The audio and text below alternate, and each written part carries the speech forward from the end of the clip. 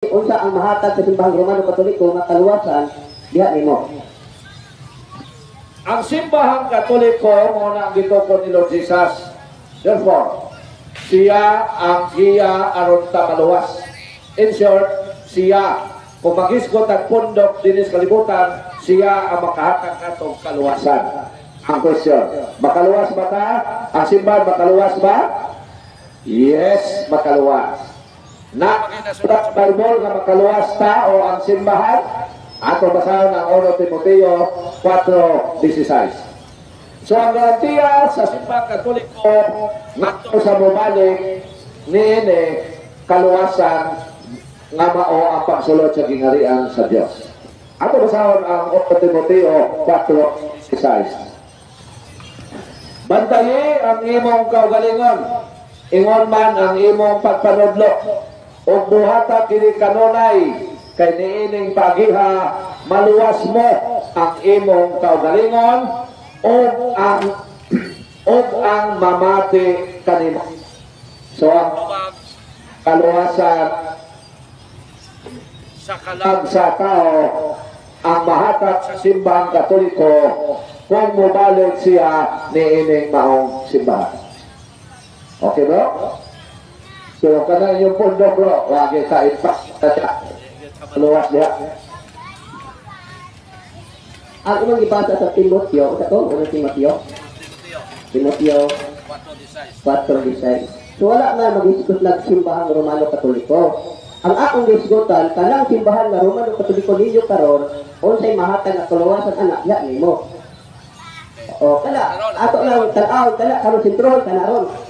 O sige sentro kanaron. Ang Christian religion na ang simbahang Katoliko. Therefore, ang simbahang Katoliko mao ang instrumento sa Dios aron mahatod sa tao ang kaluwasan. Pero kanang imong mga pulong mo ipakita nato, ko imong ipapakita sa Bible. Dili na makita imo man na ang naa sa Bible mo ato basahon og sakton. Dili kaya nato ang gusto mo ipapakita sa Bible, bali na. Na Katoliko ba ang Christian religion? Ato basahon ang Roma 1:7-8. Katong 1 Timoteo 4:16 sa mga Katolik sa Christian religion to o sa Katoliko. So, ang question, Katoliko ba di ay ang Christian religion? Mali ato basahon. Roma 1:7-8. Sakto rin magkukunan Roma 1:7-8. Mga iso na, paminaw mo kayo ha, anong Catholic Church ang Christian religion? Niyara ang tuba. Busa, gisulatan ko kamong tanan dila sa Roma. Roma ha? Nga gigugma o gitawag sa Diyos.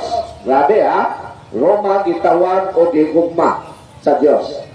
Aron mahimong iyang katawhan. So grabe yun, no? Aron mahimong katawhan sa Diyos. Hatagan unta kamong grasya o kalinaw sa Diyos nga atong amahan o sa Ginoong Jesucristo. 8. Una sa tanan, nagpasalamat ako sa Diyos, pinagi kang Jesucristo, alam kaninyong tanan. Kay nasangyaw sa tibuok kalibutan ang inyong pagtuo. So ang Christian faith o Christian religion, nilukob sa tibuok kalibutan, yaon sa mga sa English. Universal. Unsa man sa kinatsila Katoliko, unsa man sa Latin Katoliko, unsa man sa Latin Greece Katolikos. Mula mga isyon, pagsulat sa mga kasaysayan, even Jewish historian, even Christian historian, even Protestant historian, ang ilang gisulat ng Christian religion is universal. In other words, ang Christian religion is Catholic. So pag-ingon sa 1 Timoteo 4:16 nga ang muto ang mamati kanimo maluwas po, nagpasamot na sa Christian religion. Nga ang Christian religion makaluwas. Mao na mga igsoon. So ang direkta nga tubang sa pangutana o sa garantiya na ikahatag sa simbahan sa tao nga mubalik niya, kaluwasan. Kaluwasan. Kaya hindi man makatabang sa kaluwasan sa tao ang dili tinuod nga relihiyon. Only the religion founded by Lord Jesus ang makatabang nato aron ta maluwas. Mga po bro. Mao lang nga mga isuon, wala na lain. So mo na ito ba bro? Nga ang Christian religion, Catholic Church, nga ang Christian religion nag-edad si Lord Jesus o 30 to 33 iya dito ko. Okay. Napay punta na brad? Nakita niyo mo. Man maklaro ito ba kasi pangutana. Okay. Ang ako pangutana, kanang simbahan Romano Katoliko unsay mahatag ng kaluwasan diya nimo? Mo na akong pangutana. Kanang simbahan Romano Katoliko ingon magud nga balik sa simbahan. Kung ako po na unsay mahatag ng kaluwasan sa simbahan Romano Katoliko diya nimo. Oh. Okay. So nga ito yung anak kong tubat, kay ang pulong sa Ginoo basahon og Sabton, nalimtan ako nagbasa. Ato basahon mga ison nga mingon si Lord Jesus, giyon sa manimo pagsabot ang ako mga pulong. Subot, pasabot ang Biblia basahon og Sabton. Lucas 5:26. Unya, Midool ang sa magtutudlo sa balawad o bisulay pagbitik ng Isos na mutana siya. Magtutudlo.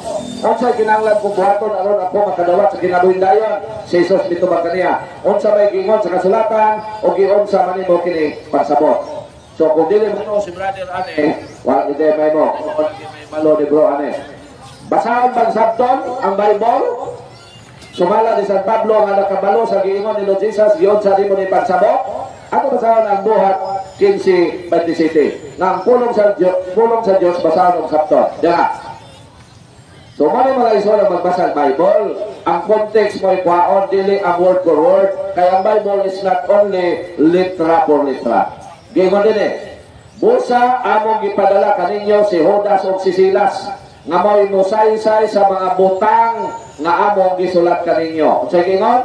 Nga mo'y musaysay sa mga butang nga among gisulat kaninyo. So tinaw, nagingon ni San Pablo sa sulat niya kang San Timoteo nga ang Christian na nagwali, maluwas niya iyang kagalingon o ang mamati kaniya. O ang Christian, kailapan sa tibok kalibutan sa kinatsila Katoliko, therefore, in short, ang tubag, ang mahatan sa simbang Katoliko ngadto sa tao nga magpasakop nini, mao ang kaluwasan. Pero dili man kumbinsido si bro, kaya ang iyang ipakita litra por litra man, so wala na tayo memo niya. Ya, ato siyang baliw ng pangutana, asa mabasa sa Bible na ang Biblia dili Sabton. Litra por litra lang ang tuhan. What siya mabasa na? Bisag yan ang taon doon. Ang akong pangutana, baliw ng takablo, asa mabasa sa Bible na mingon ang Ginoo, dili na kinanglang Sabton ang Biblia. Asa mo na ron? Ano mag-justify niyo ang imuhang mga pangatarungan na gibasihan? Wala may mabasa sa Bible nga inmingon ang Ginoo, ang Biblia ayaw na ninyo basahan sabta. Unsay nakasulat mao na na. Pero unsay gingon sa Ginoo, giyon sa manimo kini pagsabot.